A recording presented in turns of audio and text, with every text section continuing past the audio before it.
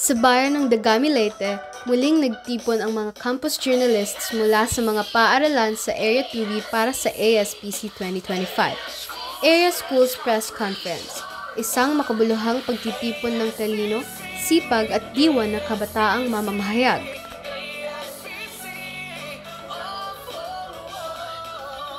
Sa temang Empowering Filipino Youth, Unleashing Potentials in Journalism and Creative Industries in the Era of AI, binigyang diin ang papel ng kabataan sa makabagong pamamahayag, mula sa tradisyonal na pagsulat hanggang sa digital na paglikha.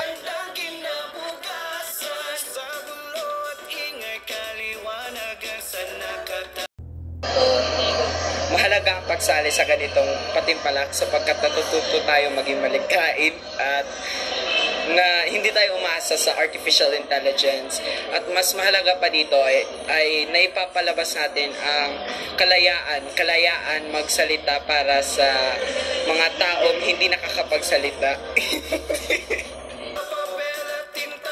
Hanggang sa susunod na ASPC, patuloy tayong magsulat, magulat at magbigay liwanag dahil sa bawat titik at larawan, may kabataang Pilipinong handang tumindig.